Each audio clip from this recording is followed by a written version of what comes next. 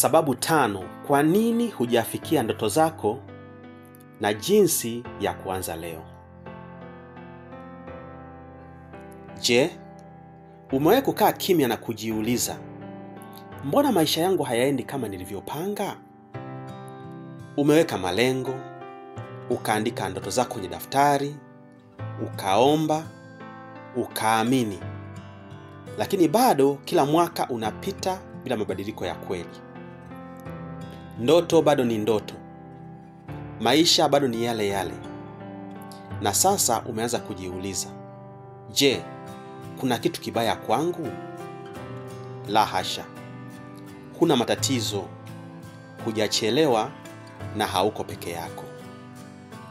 Leo ninataka nikuambie sababu 5 kuu zinazowazuia wengi kufikia ndoto zao, na kisha nikuonyeshe njia ya kuanza leo. Sio kesho, sio mwezi ujao, ni leo hii. Sababu ya kwanza ni ndoto bila mfumo. Sababu ya kwanza ni hii: una ndoto lakini huna mfumo. Unaweza kuwa na ndoto ya kuwa mfanyabiashara mkubwa, mwandishi, daktari au hata YouTuber maarufu. Lakini swali ni moja: una mfumo wa kila siku unaokuelekeza huko? Ndoto ni muhimu, lakini ndoto bila mpango wa vitendo ni sawa na kujenga nyumba hewani. Haijalishi unataka nini, kama kila siku hujaweka hatua ndogo ya kuelekea huko, hutafika. Leo jiulize, ni jambo gani moja tu ninaloweza kufanya kila siku linalonisogeza kwenye ndoto yangu? Jambo hilo ndio mfumo wenyewe. Sababu ya pili ni hofu ya kuanza kidogo. Sababu ya pili ni hii: kuogopa kuanza kidogo. Watu wengi wanapenda matokeo ya haraka, wanapenda mafanikio makubwa, lakini wanayakataa yale mambo madogo yasiyoonekana, yasiyosherehekewa. Lakini ukweli ni huu: mbegu ni ndogo kuliko mti, lakini ndani yake kuna msitu mzima. Ukianza na kile kidogo ulichonacho kwa uaminifu kila siku, utashangaa mabadiliko ya miezi 6, mwaka mmoja na kuendelea. Usiogope hatua ndogo, ndicho chanzo cha mabadiliko makubwa. Sababu ya 3 ni kutumia vibaya muda. Sababu ya 3 ni kupoteza muda. Watu wanalalamika kwamba hawana muda wa kujisomea, kufanya mazoezi, kujifunza biashara mpya au kufanya maamuzi magumu ya kubadilisha maisha yao. Lakini kwa siku moja wanapoteza saa nzima wakiscroll TikTok, saa nyingine 2 kwenye YouTube bila lengo, saa nyingine kwenye mazungumzo yasiyo na faida.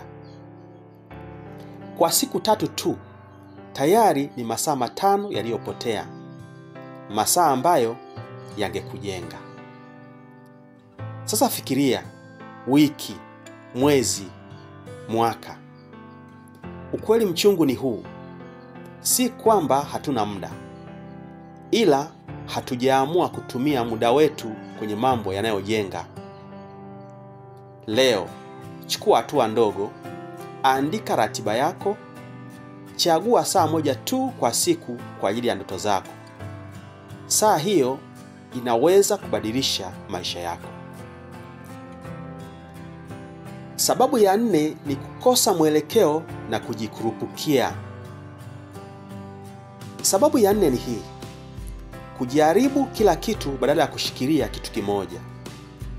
Leo unafanya biashara ya nguo, kesho uko kwenye forex, kesho kutwa unaanzisha chaneli ya YouTube, wiki inayofuata unakata tamaa. Tatizo si wewe. Tatizo ni kutojipa nafasi ya kuendelea kwenye jambo moja hadi likue. Kama maji yakielekezwa sehemu moja, yanachimba mpaka chini. lakini yakitawanyika kila mahali hupotea. Tafuta mwelekeo, shika moja, tulia, jifunze, vumilia, endelea na utafika. Mafanikio huja kwa wale wanaojifunza kushika shoka moja hadi likate. Sababu ya 5 ni kukosa imani na nafsi yako. Na sababu ya 5 ambayo ni kubwa kuliko zote ni hii: kukosa imani na wewe mwenyewe. Labda kuna wakati uliwahi kujaribu ukashindwa. Labda kuna mtu aliyekuambia huwezi au wewe si aina ya watu wanaofanikiwa na ukaamini. Ukajitenga na ndoto zako, ukajificha, ukajifunza kuishi kwa wastani. Lakini ukweli ni huu: ndoto zako bado zinakusubiri. Zenyewe hazijakata tamaa kama wewe. Leo ni siku ya kusema ninaweza. Naanza tena. Na safari hii sitakata tamaa. Ukiamini, hatua zako zitakufuata.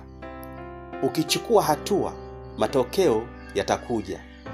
Ukiona matokeo, utajiamini zaidi, na mzunguko huu ndio ushindi wako. Sasa ninapokuwa nikaribia mwisho, naomba nikuambie kwamba unapaswa kuanza leo. Nataka nikuombe kitu kimoja leo. Chukua daftari, andika ndoto yako kwa urefu, kisha andika hatua 3 ndogo unazoweza kufanya wiki hii kuelekea ndoto hiyo. Si hatua kubwa, ni hatua ndogo tu. Usiishie kuangalia video, ishi video hii. Ndoto zako hazipo mbali, ziko nyuma ya uamuzi mdogo utakaochukua leo. Ninapokuwa nikifikia mwisho kabisa wa video hii, ninaomba nikuulize swali. Kama umepata kitu kwenye video hii, ni kitu gani kimekugusa zaidi? Andika hapa chini na mimi pia nitakufuatilia ili tuendelee kujifunza zaidi. Usahau kusubscribe, kulike, kushare na kucomment video hii ili watu wengine pia waweze kunufaika na maarifa haya. Asante sana na karibu tena katika video zinazofuata.